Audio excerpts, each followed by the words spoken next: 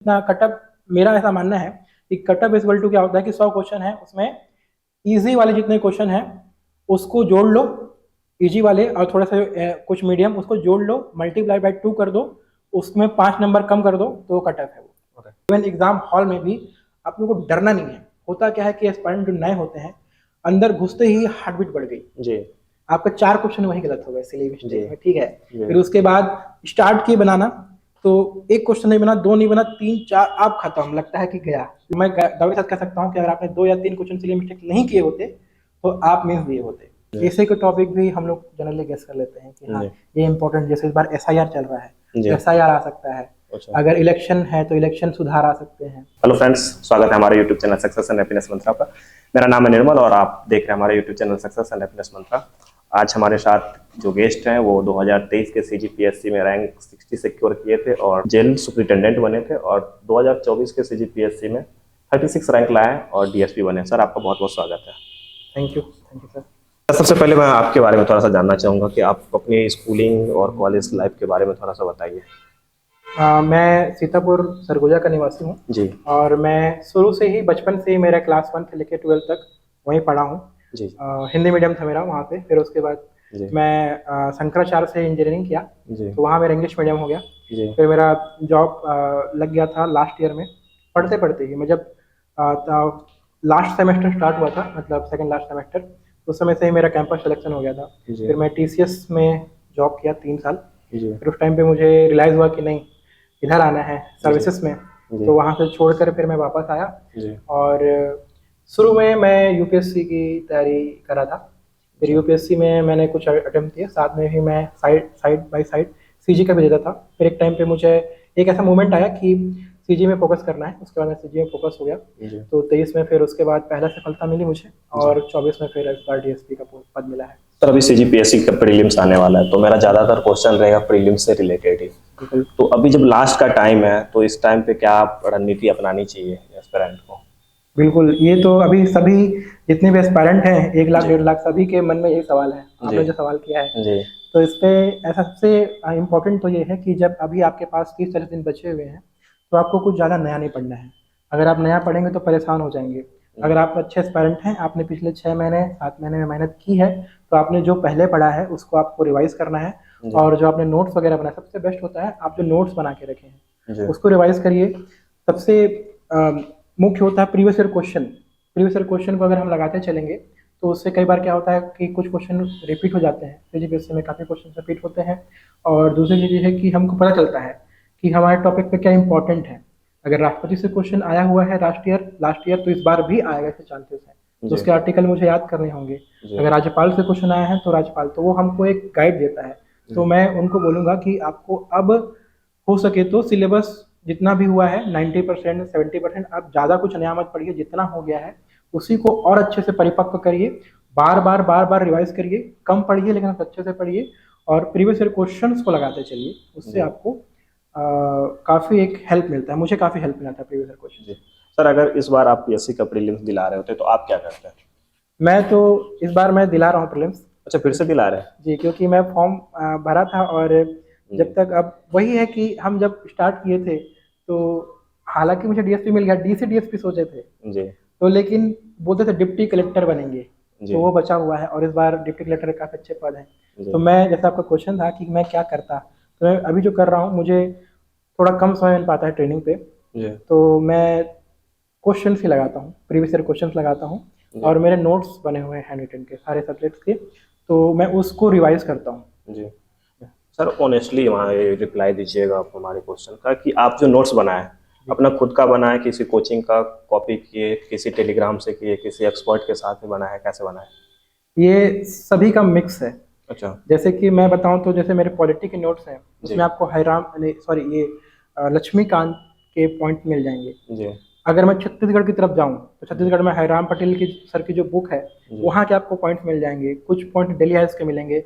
और जहाँ पे कुछ भी मेरे को अच्छा नहीं लग रहा है तो आपको वो गूगल, आजकल तो चैट जीपीटी, बट लेकिन मेरे जो नोट्स बने हैं पुराने हैं, उसमें चैट जीपीटी नहीं है। अच्छा। अब थोड़ा बहुत मैं हेल्प लेता हूँ, तो ये मिक्स है। मतलब कोचिंग के भी कुछ कंटेंट हैं, कुछ यूपीएससी वाले कंटेंट भी जो मेरे पुराने अटेम्प्ट थे, इंडिया का जो पार्ट है वहाँ पे जो मैंने पढ़ा था, वो जो मेरे पुराने कोचिंग के जो मटेरियल थे, जो बुक्स वगैरह आते थे, तो वहाँ का भी है। तो सारी चीज़ों में थोड़ा थोड़ा थोड़ा 20% सभी का सहयोग है।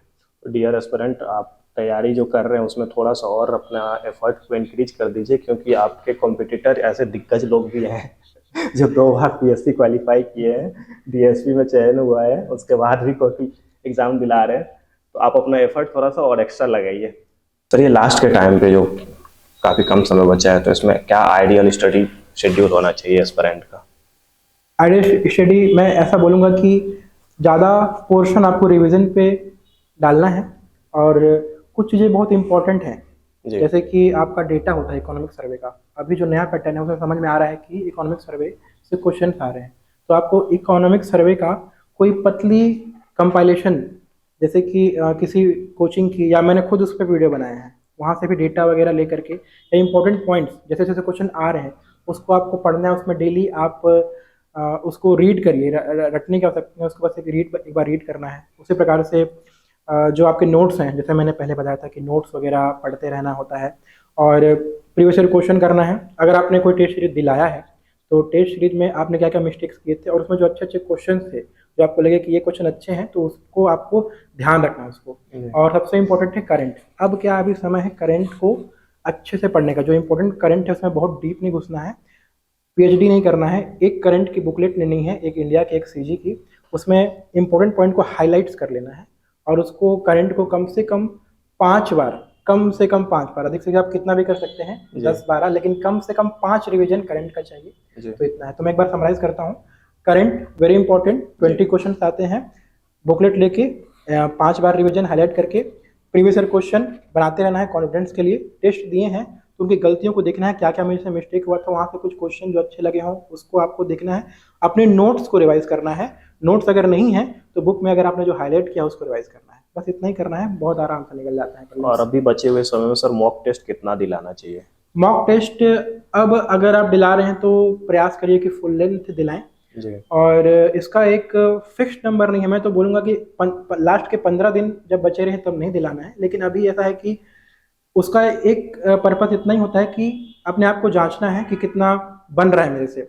और मैं अगर आप 5-6 अगर दिला देते हैं, 5 या 5 मेरे ख्याल से अभी से लेकर के एग्ज़ाम तक, आप उसको अभी अगले 20 दिन में दिला दीजिए, लास्ट के 10-15 दिन में उसको आप अवॉइड करेंगे।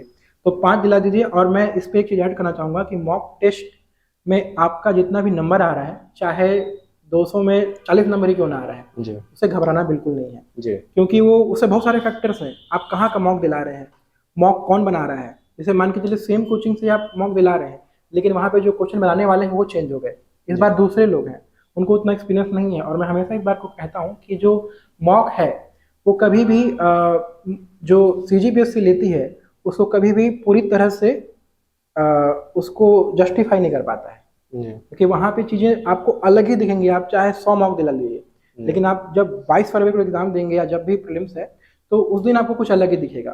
तो अगर आप बहुत ऊपर भी अगर आ रहे हैं मॉक में तो ओवर कॉन्फिडेंस नहीं होना है, अगर बहुत नीचे भी जा रहे हैं तो अंडर कॉन्फिडेंट नहीं होना है। अपने आप को बस ये ध्यान रखना है कि सिली मिस्टेक्स ना हो और जो बेसिक क्वेश्चन है वो मेरे से बन जाए। सर, अगर मॉक में कम नंबर आ रहा है तो उसको एनालिसिस करके उसको किस तरीके से बढ़ा सकते हैं स्कोरिंग? उसमें आपको देखना है कि आपके कौन कौन से पॉइंट्स, उसमें आपके अगर कम नंबर आ रहे हैं तो उसके अलग अलग रीजन है। आपको ये ध्यान रखना है कि आपका किस वजह से आ रहा है। जैसे पहला एक रीजन होता है कि जो बहुत लाभ होता है, सिली मिस्टेक्स हो जाते हैं, मतलब कि आप जान रहे हैं लेकिन आप गलत कर दिए। इसको आपको एट द एनी कॉस्ट आपको अवॉइड करना है कि कोई क्वेश्चन मुझे पता है उसके फैक्ट्स, बट मैंने हड़बड़ी में या क्वेश्चन में जहाँ पे नहीं होता है, नोट को मैं नहीं देख पाया, तो उस सबको आपको अवॉइड करना है, सिली मिस्टेक्स को अवॉइड करेंगे। और दूसरा एक गलती होता है कि आपके पास नॉलेज ही नहीं है। तो अगर कोई ऐसा टेस्ट है जहाँ पे आपके पास वो थोड़ा ऑथेंटिक है और वहाँ पे अच्छे अच्छे क्वेश्चन भी आए हुए हैं, फिर आप वहाँ पे आपका कुछ कमी है, तो वहाँ पे आपको थोड़ा और मेहनत करने की जरूरत पड़ेगी। अगर आप 6 घंटा पढ़ रहे हैं तो आप थोड़ा उसको 8, 9, 10 कर दीजिए। और जो आपका पोर्शन, मान के चलिए साइंस में नंबर कम हो रहा है, आप 5-6 में पढ़ने समझ में आता है, पॉलिटी में 18 में 16 बन गए, ऐसा करके समझ में आता है, लेकिन इतिहास में 10 में मेरा 2 ही बन रहा है, मतलब इतिहास वीक है। तो आप 6 घंटा पढ़ रहे हैं, आप 9 घंटा 10 घंटा पढ़िए, 4 घंटा पे इतिहास पढ़िए। तो वीक सेक्शन को पकड़ के उसको आपको रिवाइज करना है बार बार। सर, लास्ट के दिनों में कोई नई बुक या नए टॉपिक को उठा के उसको पढ़ना चाहिए कि नहीं पढ़ना चाहिए? इस पे मेरा एकदम सीधा जवाब है कि बिल्कुल नहीं उठाना चाहिए जी। क्योंकि नई बुक में आपको चीज़ें, अगर वही चीज़ भी लिखी हुई है जो आप पढ़े हुए, लेकिन वो थोड़ा अलग, एक हमारा साइकोलॉजी माइंड पे काम करता है कि हम नया देखते हैं तो थोड़ा हमको अनकंफर्टेबल फील होता है। उस बुक को 2 बार 3 बार पढ़ते हैं तो कंफर्टेबल फील करते हैं हम। लेकिन अगर आप कुछ नया पढ़ रहे हो तो वो आपका आपको फ़ायदा बहुत कम चांस है कि करेगा वो, और आप अननेसेसरी परेशान रहोगे। लेकिन जो बेसिक चीज़ें हैं जो आप पहले पढ़ के रखे हो उसमें आप भूल जाओगे। तो मैं कभी भी एग्ज़ाम जब नज़दीक रहता है, चाहे प्री हो चाहे मेंस हो, मेरा ये मतलब बेसिक रूल है, थंब रूल है कि मैं नया चीज़ कुछ नहीं पढ़ता हूँ। नया मैं सिर्फ एक चीज़ पढ़ूंगा, करंट। स्टैटिक के लिए जैसे किसी ने बोल दिया कि ये बुक बहुत अच्छी है, ये बुक मार्केट में नहीं आई है, ले ले, संविधान की नई बुक आई है, तो आपको नया बुक नहीं, आपने जो पुराने बुक पढ़ा है, आपने पुराने बुक तो पढ़ा ही होगा ना। अगर आपने पूरे संविधान नहीं पढ़ा है तो फिर तो आप अगले अटेम्प्ट के लिए दे सकते हैं, अटेम्प्ट में आपको देखना ही चाहिए, है ना। और अगर आपने वो बुक पढ़ ली है, किसी उस टॉपिक को किसी दूसरे बुक से पढ़ा है, तो आपको वो प्रेफर करना चाहिए। तो मेरा उत्तर यह रहेगा कि आपको नई चीज़ें नहीं उठानी है, जो आपने पुरानी बुक पढ़ी है उसी को आपको फॉलो करना है। ये सबसे ज़्यादा क्वेश्चन आता है कि बुक लिस्ट के बारे में, कि सब पता नहीं प्रॉपर क्या बुक लिस्ट क्या एस्पिरेंट के लिए बेनिफिट होगा। ये अगर आपका इसमें जो हर इंडिविजुअल है जी। वो एक अलग तरीके से एग्जाम निकालता है। अगर 242 सिलेक्शन हुए हैं लास्ट ईयर तो 242 तरीके हैं एग्जाम निकालने के, 242 सेट ऑफ बुक लिस्ट है। तो अगर कोई टॉपर है उससे आपका बैकग्राउंड मैच करता है, उसके सोचने का तरीका मैच करता है। जैसे कि मैं इंजीनियरिंग वाला हूँ, तो अगर कोई इंजीनियरिंग वाला है, अगर कोई सॉफ्टवेयर में काम करके आया है तो मेरी चीज़ें से वो रिलेट कर पाएगा। तो मेरे बुक लिस्ट है, मेरे जो वीक पॉइंट्स हैं, मेरे जो स्ट्रॉन्ग पॉइंट हैं, उससे वो कर पाएगा। तो बुक लिस्ट कैसा है कि मैं ऐसा मानता हूँ कोई बुक भी खराब नहीं होती है। आप कोई भी पब्लिकेशन लेके पकड़ो तो जिसमें आप कंफर्टेबल फील कर रहे हो। जैसे कुछ लोग होते हैं, अगर एग्जाम्पल के लिए मैं नाम लूँ तो जो लोग फिलोसफी पढ़ते हैं टूटेजा सर की बुक से, वो भी बहुत अच्छे नंबर ले आते हैं, और जो लोग डिलेहस की बुक से पढ़ते हैं वो भी बहुत अच्छे नंबर ले आते हैं। दोनों है। और कुछ लोग जो नए नए मुस्कान पब्लिकेशन या फिर कोई यूपीएससी के फिलोसफी के नोट से पढ़ते हैं वो भी अच्छे नंबर ला रहे हैं। तो उनको, जिनको टूटेजा सर का अच्छा लगा, वहाँ से उनकी वाइब्रेशन मैच हुई, उनको वो अच्छा लगा। और जिनको यहाँ पे डेलिहास जो सर हैं, चतुर्वेदी सर, उनकी वाइब्रेशन मैच हुई, तो यहाँ पे करता है। तो अपने आप को अपना कंफर्ट देखना चाहिए। इसका मैं आपको तरीका बताऊंगा कि आप लोग किसी एक टॉपर के देखिए, उसने जो बताया उसको ब्लाइंडली फॉलो मत करिए। आप बुक स्टोर पे जाइए, उसको पलट के वहाँ पे 10 मिनट 15 मिनट देखिए कि वो उसमें क्या है, कैसा दिया हुआ है। तो उसके बाद आप डिसाइड करिए, फिर उसके बाद आप चूज कर सकते हैं उसको। सर अभी तो ये चल रहा है, पिछले 4-5 साल से मैं देख रहा हूँ कि जितना भी सिलेक्शन हो रहा है सीजीपीएससी में, इंजीनियरिंग बैकग्राउंड और इंग्लिश मीडियम, अब हिंदी मीडियम वाले बच्चे का सवाल रहता है कि सर हमारा सिलेक्शन नहीं होता। क्यों आप इंजीनियरिंग वाले ज़्यादा पढ़ के आते हो, या किस तरीके से आप लोग पढ़ते हो कि सर आपका सिलेक्शन ज़्यादा हो जा रहा है? बिल्कुल, इंजीनियरिंग आज हम दस्तावेज सत्यापन गए थे अभी डीएसपी के लिए, तो वहाँ पे जो सर दस्तावेज सत्यापन कर रहे थे वही बोले कि अरे सारे इंजीनियरिंग वाले ही हैं, ऐसा करके।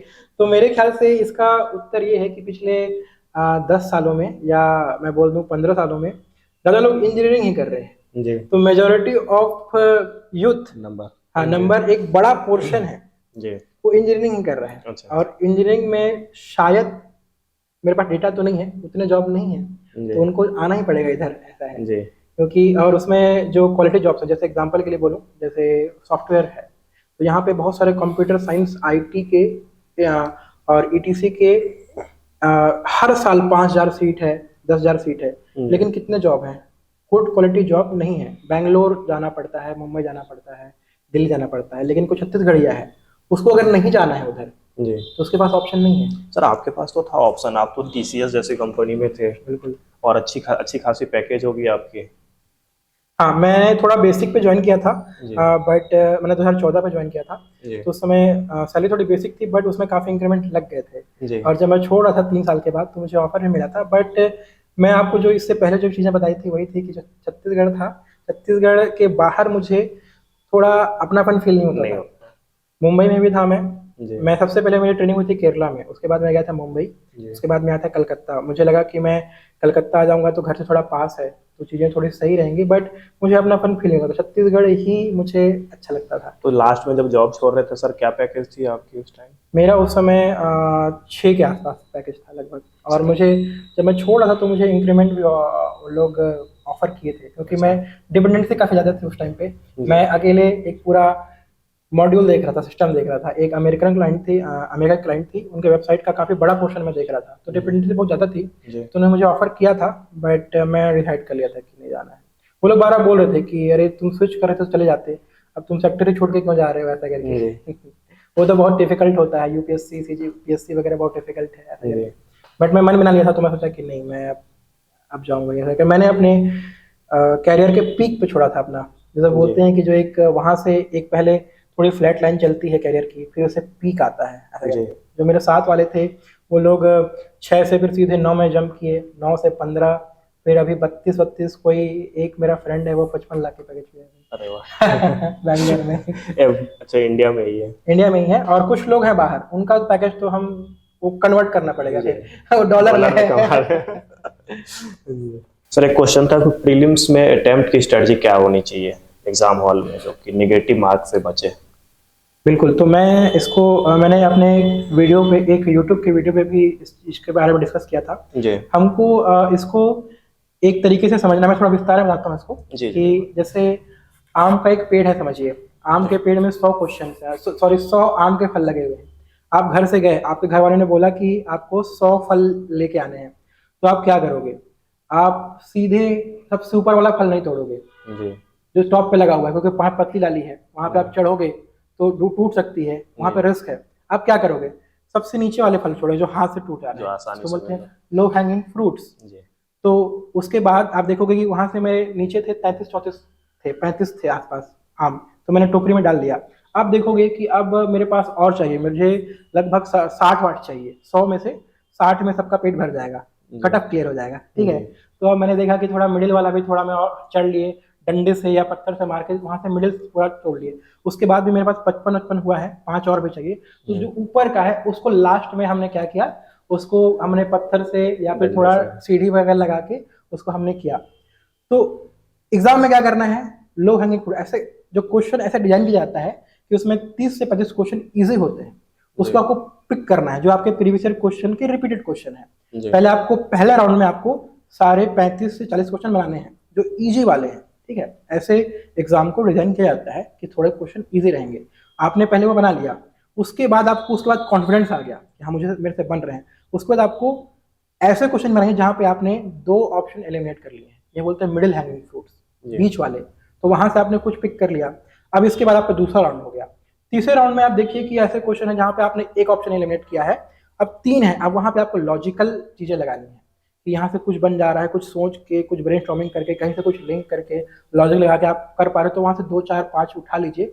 और जहां पे अगर आप एक ऑप्शन भी एलिमिनेट नहीं कर पा रहे हैं, उसको आपको छूना ही नहीं है, ब्लाइंड गैस बिल्कुल नहीं करना होता है। तो ये मेरा तरीका होता है, मैं ऐसे करता हूँ। जैसे करते करते पहले अटेम्प्ट में ऐसे, जब मेरी तैयारी कम थी तो बहुत कम हो पाते थे, लेकिन अब ऐसा होता है कि इसी स्ट्रेटेजी से मेरे 95-95 अटेम्प्ट हो जाते हैं। तो लेने की जरूरत ही नहीं पड़ती। तो ज़्यादा फिर ऐसा वो चीज़ें ऐसी होती हैं। तो उसको अलग अलग 2 या 3 लेवल पे करना है। पहले इजी को टारगेट करना है, वहां से कॉन्फिडेंस बढ़ेगा, और फिर मिडिल को, हाई हैंगिंग फ्रूट को छूना भी नहीं है।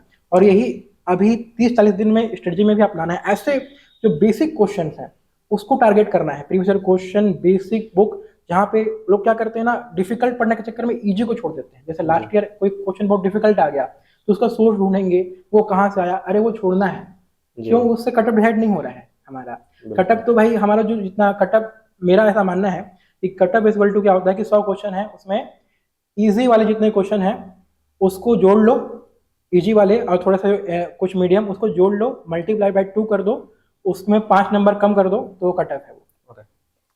तो मैंने लास्ट ईयर कटअप गेस किया था इसी फार्मूले से, 110 नहीं गया था यूआर का कटअप। इजी और मॉडरेट से ही आप कल को क्वालिफाई हो जाए। जी बिल्कुल। सर अब प्रीलिम्स के बारे में हम लोग बहुत बात किया। लास्ट प्रीलिम्स का एक क्वेश्चन पूछ रहा हूँ कि सर अभी प्रीलिम्स एग्जाम में क्या स्टूडेंट 3 गलती ना करे जिससे उसका सिलेक्शन ना हो पाए?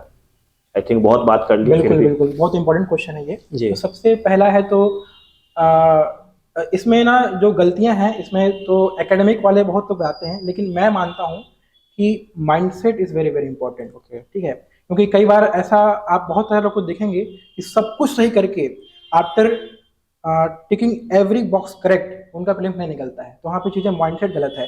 तो अपने आप को क्या करना है, नेगेटिव लूप में नहीं फंसना है, पहली बात। और अभी प्रिपरेशन के टाइम पे भी नेगेटिविटी से थोड़ा बचना है। इवन एग्जाम हॉल में भी आप लोगों को डरना नहीं है। होता क्या है कि एस्पायरेंट जो नए होते हैं, अंदर घुसते ही हार्ट बीट बढ़ गई जी, आपका 4 क्वेश्चन वही गलत हो गए सिली मिस्टेक में, ठीक है। फिर उसके बाद स्टार्ट किए बनाना, तो एक क्वेश्चन नहीं बना, 2 नहीं बना, 3 4 आप खत्म, लगता है कि गया। लेकिन नहीं, अगर आपका सेट ऐसा है जहाँ पे शुरू के 4 क्वेश्चन डिफिकल्ट है, आपका नहीं बनेगा, 5वां 6वां बनाते जाओ। या फिर 2021 का जो पेपर आया था बहुत डिफिकल्ट था, उसमें मेरे से खुद से नहीं बन रहे थे क्वेश्चन, लेकिन मेरा वो क्लियर हुआ था। तो आपको अपने आप को कम नहीं आंकना है, डरना नहीं है, और नेगेटिव लूप से बच के रहना है। और सिलेबस में मैं बोलूंगा कि सिली मिस्टेक्स अगर आप नहीं करोगे, मैं इस चीज़ को, मैं बहुत सारे एस्पायरेंट से बात करता हूँ, अगर एस्पायरेंट सिली मिस्टेक्स नहीं कर रहा है तो उसका प्रीलिम्स क्लियर हो जाएगा। सबका 1 नंबर 2 नंबर से चूकता है, 1 क्वेश्चन 2 क्वेश्चन, और उन्होंने 5 या 6 सिली मिस्टेक्स करके आते हैं सब लोग। तो सिली मिस्टेक्स अगर नहीं किया, जो भी देख रहे हैं अपने आप से पूछिएगा, अगर आपने लास्ट ईयर प्रीलिम्स दिया था तो कितना कटअप था आपका, कितना आया था, आपने कितने सिली मिस्टेक्स किए थे, उसको भी आप काउंट करिए। आपने अगर उस सिली मिस्टेक्स को नहीं किया होता तो आप देखिए कि आपका प्रीलिम्स निकलता कि नहीं। और मैं दावे के साथ कह सकता हूँ कि अगर आपने 2 या 3 क्वेश्चन सिली मिस्टेक्स नहीं किए होते तो आप मेंस दिए होते। इस बार वो सिली मिस्टेक्स नहीं करेंगे तो मेंस देंगे। काफ़ी अच्छा आपने बताया सर। तो अब हम लोग मेंस के बारे में थोड़ा सा बात करते हैं। पर प्रीलिम्स के बारे में लोग बहुत अच्छी बात कर लिया, बहुत अच्छा आपने बताया अभी। अब थोड़ा मेंस के बारे में बताएंगे सर।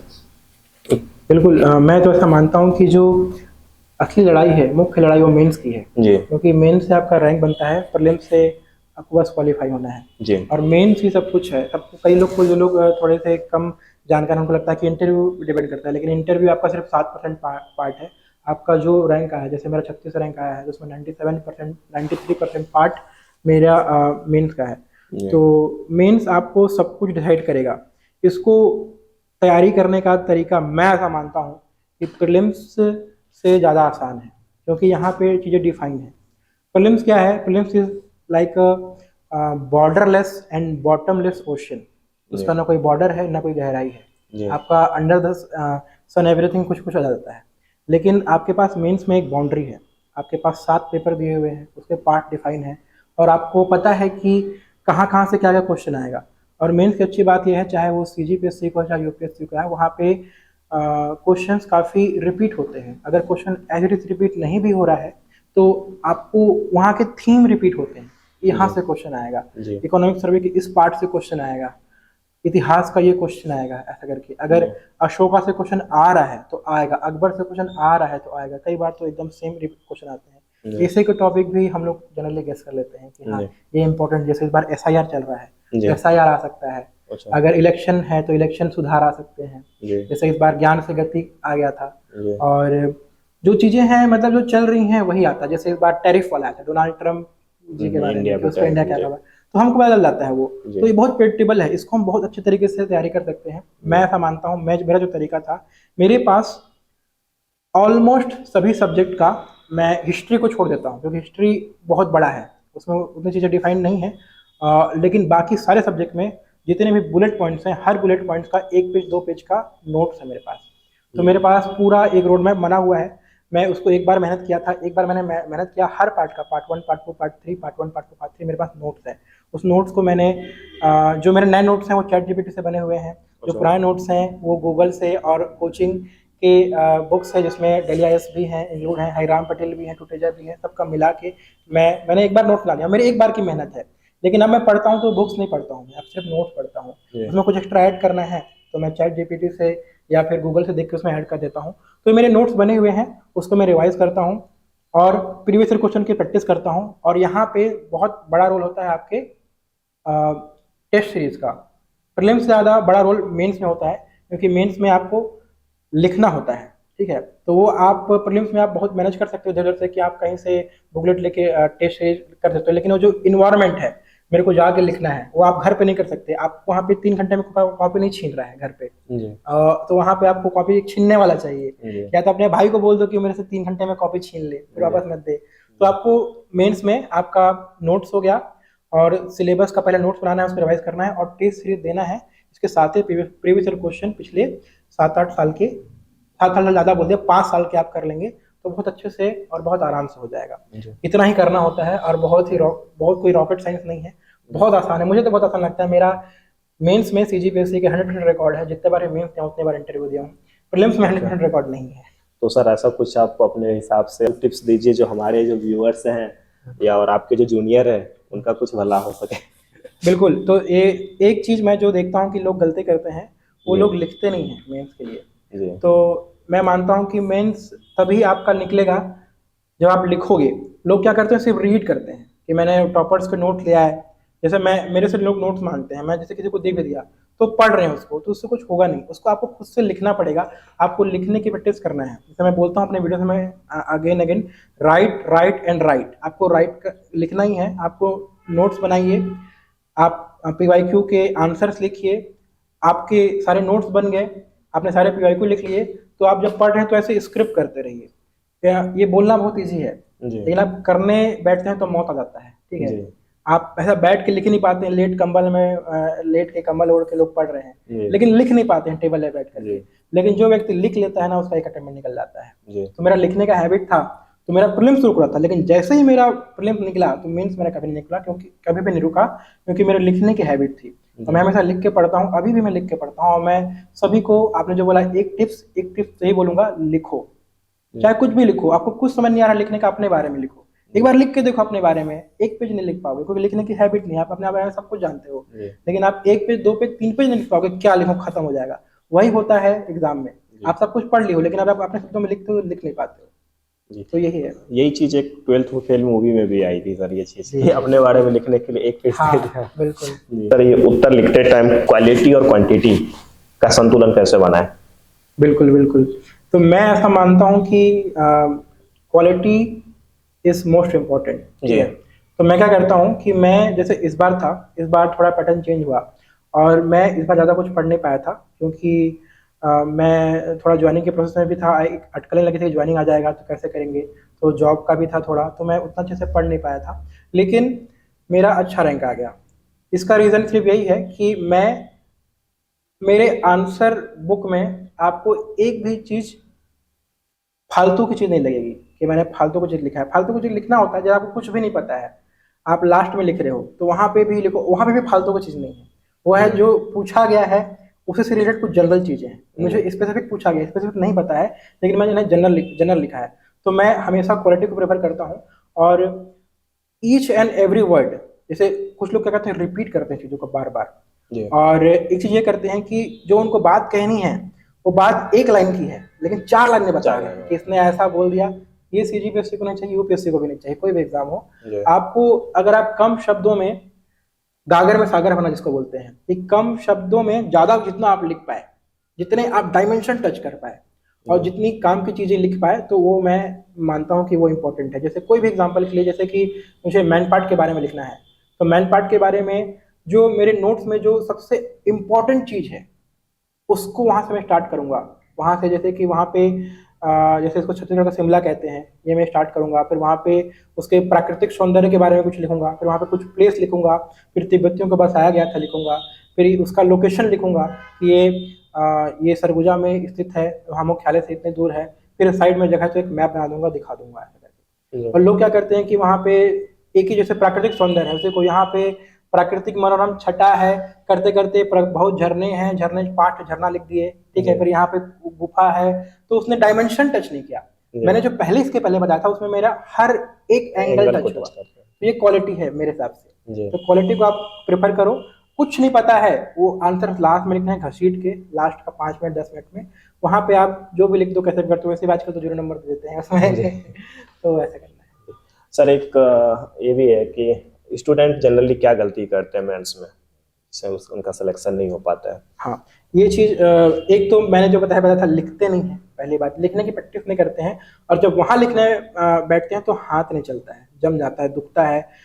लोग 7 पेपर सर्वाइव नहीं कर पाते हैं। ऐसे लोगों को जानता हूँ, पहला लिखे, दूसरा लिखे, तीसरा में फिर हाथ दुख रहा है, यहाँ पे कुछ हो गई, यहाँ पे दुख रहा है, क्योंकि प्रैक्टिस नहीं है। तो पहली बात, आप प्रैक्टिस करना है। जो चीज़ आप वहाँ 4 दिन में करने वाले हैं, उसके लिए आपको प्रैक्टिस करना है, और इतनी प्रैक्टिस करना है कि वहाँ पे मजाक लगे। ठीक है, मैं बैठता हूँ तो मुझे एंजॉय करते हुए, हंसी में। अब सब लोग एकदम का, सबके गंभीर चेहरे होते हैं, मैं जब निकलता हूँ तो हंसते हुए निकलता हूँ, मेरे को मजा आता है। पूरा ऐसा ऐसा करते हुए निकलते हैं।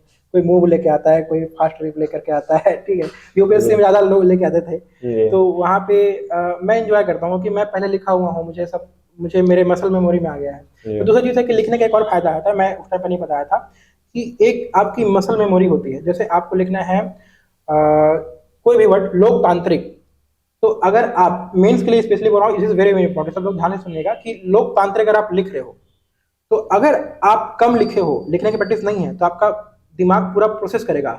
ल में ओ की मात्रा लोक तांत्रिक, या इंग्लिश वाले हो तो पूरा स्पेलिंग प्रोसेस करेगा। लेकिन अगर आपके लिखने की प्रैक्टिस है, तो आप उसको एक एक वर्ड को प्रोसेस करने के बिना आप ऐसे घसीटोगे तो लोकतांत्रिक लिखा जाएगा जी। ये आप भी या फिर जो भी एस्पायरेंट है वो लोग फील करेंगे। तो ज्यादा लिखोगे ना, इसमें आपका टाइम बच रहा है जी। आपका जब टाइम बच रहा है तो आप अच्छे से पूरे क्वेश्चन आप कवर कर पा रहे हो, पूरा पोर्शन कवर कर पा रहे हो, और आपकी क्वालिटी अच्छी आ रही है, और आपका मात्रा वगैरह मिस्टेक नहीं हो रहा है। अगर आप मात्रा मिस्टेक कर दिए तो वहीं से आपका चेकर का इंप्रेशन खराब हो जाता है। ज्यादा लिखने का भी एक फायदा है। और एक last but not the least, कि आपको पेपर कंप्लीट करना है, आपको कुछ ना कुछ तो लिखना ही है आपके बारे में। उसके बारे में अगर आप इतनी तैयारी कर रहे हो, कुछ ना कुछ तो जानते ही होगे उसके बारे में, कुछ जनरल लाइन। जैसे कि एग्जांपल के लिए बोलूं, अगर आ गया, आपने घोटुल पढ़ के गया है, ठीक है, लेकिन आ गया धुमकुरिया या फिर कोई गितियोना, कोई ऑब्सक्योर फैक्ट आ गया, ठीक है, जो युवागृह है, लेकिन उसके बारे में आप लिख सकते हो ना कि युवागृह है तो युवाओं के लिए एक स्थल है जहाँ पे आपने घोटुल के बारे में कुछ चीजें पढ़ी हैं, तो उसका जनरल पॉइंट्स आप यहाँ पे लिख सकते हो। इस प्रकार से चीजें थोड़ी मैनेज करनी पड़ेंगी, जो कि एडमिनिस्ट्रेशन में भी करनी पड़ती है अधिकारी को। कम रिसोर्सेज को लेकर के आपको वहां पे आउटपुट देना है, तो वहीं पे आपके पास नॉलेज कम है, लेकिन थोड़ा एक्सपांड करके पूछ रहे हैं लोगों को, थोड़ा नया चीजें पूछ रहे हैं, तो उसी कम नॉलेज को लेकर के, जनरल चीजों को लिख करके आपको पूरा पेपर भरना है। और ट्राई करिए कि 100% भरिए। लैंग्वेज में तो आप अगर ब्लैंक हो गए तो ब्लैंक हो गए, लेकिन पेपर 2 से लेकर के पेपर 7 तक तो मैं पूरा अटेम्प्ट करता हूँ हर बार। और मेरे ख्याल से ये एक मेरा one of the most reason है कि हर बार मेरा मेहनत निकला है। आपको पेपर कंप्लीट करना है। सर, हम लोग पहले प्री के बारे में बात किए, फिर मेंस के बारे में, अब थोड़ा सा इंटरव्यू के बारे में आपसे जानना चाहेंगे। बिल्कुल, इंटरव्यू एक बहुत ही महत्वपूर्ण पड़ाव है। मेंस डिसाइड करता है कि आपका सिलेक्शन होगा या नहीं होगा, आपको पोस्ट मिलेगी या नहीं मिलेगी, और इंटरव्यू डिसाइड करता है कि आपको क्लास 3 पोस्ट मिलेगी या क्लास 2 पोस्ट मिलेगी जी। तो उसमें मेरा मानना है, मेरा जो पर्सनल एक्सपीरियंस रहा है, मैंने एडीआई में काफी इंटरव्यू, टोटल 4 इंटरव्यू दिए मैंने। एडीआई मेरा 16 रैंक आया था, तो उस पर मैंने 4 सीजीपीए से इंटरव्यू दिए हैं। मेरा पहला इंटरव्यू में नंबर थोड़े कम थे, उसके बाद सभी इंटरव्यू में अच्छे अच्छे नंबर हैं, काफ़ी अच्छे नंबर है। मेरा 23 में तो 100 में 73 आया था, इस बार वाले में 100 में 65 आया है, और एडीआई में 30 में 20 आया था, तो वो 66% है वो। तो मेरा जो पर्सनल, जो अगर मैं अपने आप को देख के बोलूँ, और मैं जैसे लोगों से बात भी करता हूँ, तो मेरा जो पर्सनल जो एक ओपिनियन है, तो उसको अगर मैं बताऊँ तो आपको वहाँ पे फेक कुछ नहीं करना है। जो आप हो, आपको अगर कोई क्वेश्चन पूछे, सबसे बड़ा सवाल ये होता है कि नहीं पता तो क्या बोलेंगे, नहीं पता तो नहीं पता, खत्म से बात है, और उनका आपको टाइम वेस्ट नहीं करना है।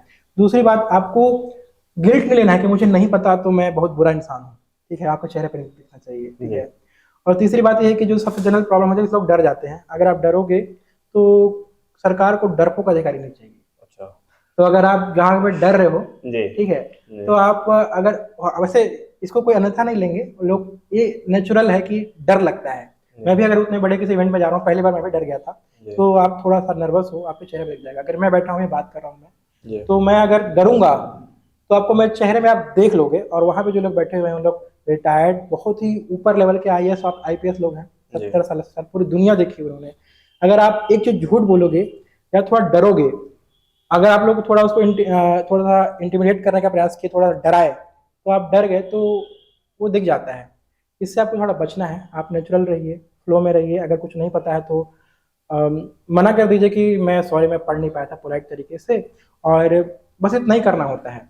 बहुत ज़्यादा नॉलेज टेस्ट ऐसा लगता है कि हो रहा है, लेकिन मुझे को नहीं लगता कि ऐसा होता होगा। इस बार मैंने बहुत सारे गलत आंसर दिए थे, या गलत क्या, मैं बोला था कि मुझे नहीं पता है, सिंपल।